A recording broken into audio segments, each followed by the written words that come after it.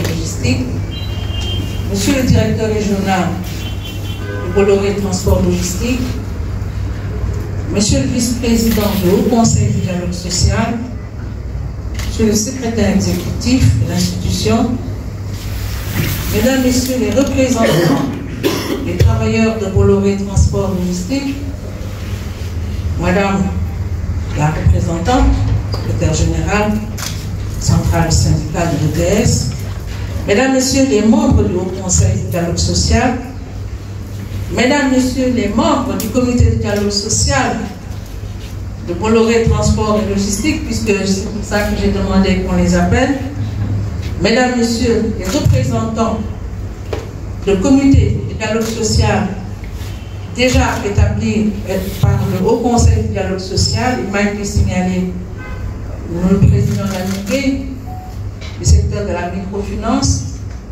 le représentant du ministère du comité de dialogue social du secteur de l'éducation et de la formation, ainsi que le représentant du comité de dialogue social de la LONASE. Ils sont représentés. Il y a également la Sonatel des banques agricoles. Distingués invités, chers représentants de la presse, je voudrais à l'entame de mes propos, au nom de tous les membres du Haut Conseil du dialogue social et en mon nom propre, vous exprimer à la fois le plaisir et l'enthousiasme que nous éprouvons en prenant part à cette cérémonie d'installation officielle des organes du comité de dialogue social de Bolloré Transport et Logistique Sénégal. Un tel enthousiasme se justifie aussi par l'intérêt particulier manifesté très tôt par les acteurs de votre entreprise pour l'instauration et la consolidation de relations professionnelles apaisées. Cet intérêt s'est traduit par l'appui constant de la direction générale de l'entreprise à l'organisation de plusieurs sessions de renforcement de capacités en dialogue social et négociation collective initiées par les travailleurs. C'est pour ça qu'il me plaît ici de féliciter Mme Maria Diallo. Parce que d'habitude, nous installons et après nous formons. Mais dans le cas d'espèce, nous avons formé avant d'installer. Et je vous assure, avec un engagement parfois déroutant pour ces sessions de formation. Cette oreille attentive de la direction générale ne nous surprend guère. Au regard des personnalités qui sont à la tête de l'entreprise, je veux nommer mon condisciple, M. Mamadou Rassensi, et mon cher ami et frère, M. Mamadou Mohamed Diop, Abdoulaye Diop, respectivement président du conseil d'administration et directeur régional Afrique-Atlantique de Bolloré Transport et Logistique. Certainement, l'auditoire va se poser peut-être des questions, il l'a dit, hein. Nous avons partagé les années de Brest en tant qu'élève, donc avant président du conseil d'administration et avant ministre d'État. Et ce sont des années qui marquent. Généralement, après les diplômes, on se sépare. Mais on ne s'est jamais séparé. On ne s'est jamais séparé et je voudrais à ce stade prier pour le repos de l'âme de maman, qui était pratiquement ma seconde mère, jusqu'à sa disparition. Ces conseils restent toujours présents. Les moments les plus difficiles, je les passais à la zone B. Même en tant que ministre d'État. Quand ça chauffe sur moi, comme on dit, je vais me cacher à la zone B. Donc, que Dieu ait pitié de son âme et puis que nos parents reposent en paix. C'est toujours bon de se rappeler ces années et d'avoir à côté des personnes de référence qui vous accompagnent, qui vous conseillent. Pour M. Mohamed Abdoulaye Diop, nous avons en partage le Mali, parce que je suis moi-même marquée par la communauté du Mali, étant une fille presque adoptive de Seydou Badian Kouyaté, un ancien ministre de la Côte d'Ivoire qui a rédigé l'hymne national du Mali. Donc j'aime toujours à le rappeler. C'est pour ça parfois je glisse entre les pays le Mali, la Côte d'Ivoire et le Sénégal. Mesdames, Messieurs, dans le contexte de construction d'infrastructures terrestres, portuaires et aéroportuaires, votre entreprise devra continuer de jouer un rôle important dans la logistique et le transport des colis lourds et de convois exceptionnels. Votre expertise dans la réalisation des grands projets industriels et miniers sera également sollicitée. Pour consolider votre place dans le secteur, il vous faudra donc nécessairement concilier les exigences de compétitivité auxquelles sont astreintes toutes les entreprises à celles de prise en charge des attentes de progrès social de votre capital humain. Dans cette perspective, le comité de dialogue social constitue un cadre approprié pour consolider la culture du dialogue social au niveau de tous les acteurs de l'entreprise. Votre appartenance à un groupe vous permettra certainement de vous approprier des meilleures pratiques éprouvées en matière de promotion des relations professionnelles dans les autres filiales auxquelles vous êtes associés. Les partenaires sociaux nationaux du secteur des auxiliaires de transport attendront également beaucoup de vous dans les initiatives de dissémination de la culture, de concertation et de dialogue social au niveau du secteur. Une telle dynamique, confortée par la mise en place d'un comité sectoriel de dialogue social, contribuera à garantir la réactualisation périodique de la convention collective sectorielle et des annexes de classification des emplois qui vous sont applicables. La stabilité sociale par la conclusion régulière d'accords d'entreprise ou sectoriels judicieux dans l'intérêt réciproque des parties.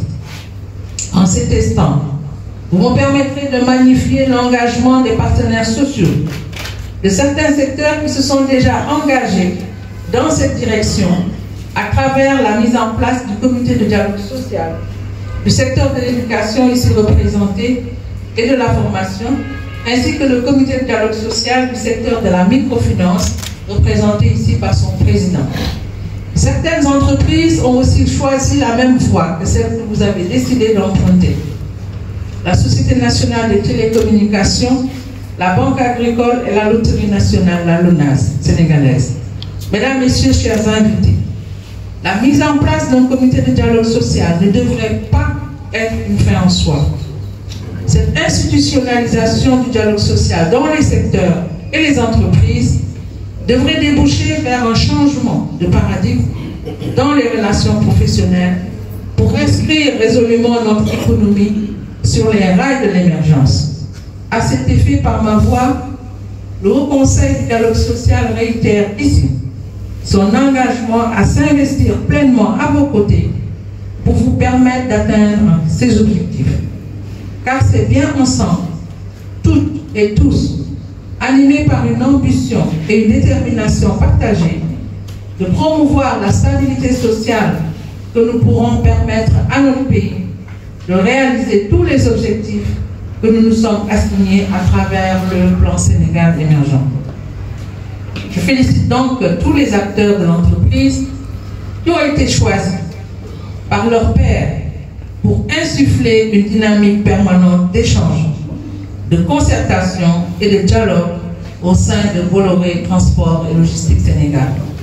Je ne saurais terminer mon propos, Monsieur le Directeur Général, sans remercier vos collaborateurs qui, sous vos instructions, n'ont ménagé aucun effort pour que cette manifestation qui nous réunit aujourd'hui se tienne dans d'aussi bonnes conditions.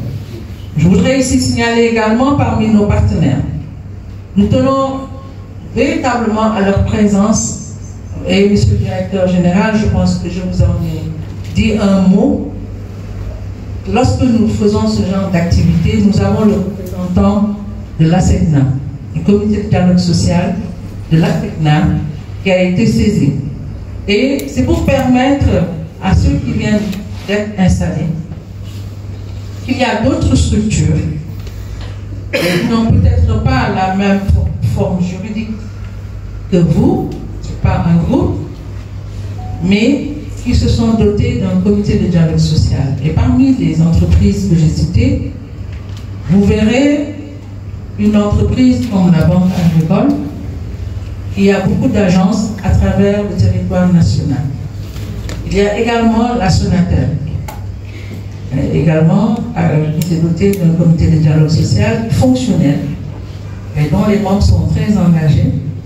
Nous avons la SECNAM, c'est une organisation internationale représentée dans une vingtaine de pays. Souvent, je dis à votre directeur, vous lui transmettrez mes salutations, Mohamed Moussa.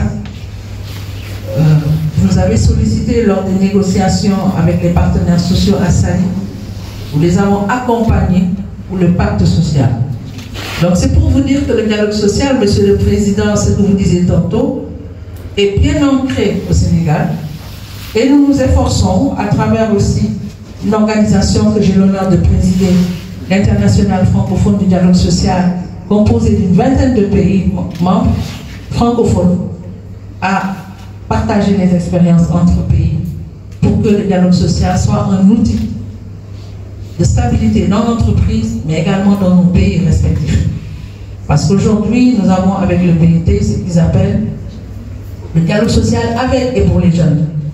Parce qu'on s'est rendu compte que si le dialogue social, les mécanismes de dialogue social ne se sont pas, en tout cas, si les partenaires, que ce soit même les jeunes, la jeunesse d'aujourd'hui, ne s'approprient pas les mécanismes de dialogue social, nos pays sont exposés à des risques qu'on ne peut pas maîtriser. Donc aujourd'hui, nous partageons les expériences avec les autres pays. Faire en sorte que ce qui se passe chez le voisin, si c'est bon, on le duplique dans notre pays. Si ce n'est pas bon, qu'on ne le duplique pas. Je pense que le mot de monsieur le directeur régional a été très clair. Donc au Sénégal, accroissons le dialogue social, comme on dit en Wolof, nous ici. Voilà, parce que c'était ça le terme. C'est-à-dire ce que nous avons déjà comme acquis, qu'on le maintienne et qu'on le renforce. C'est pour ça que le Haut Conseil, avec tout son staff ici présent, je voudrais féliciter les experts qui, dans une entente parfaite avec le directeur des ressources humaines adjointes, ont préparé véritablement la réussite de cette cérémonie. Je vous remercie.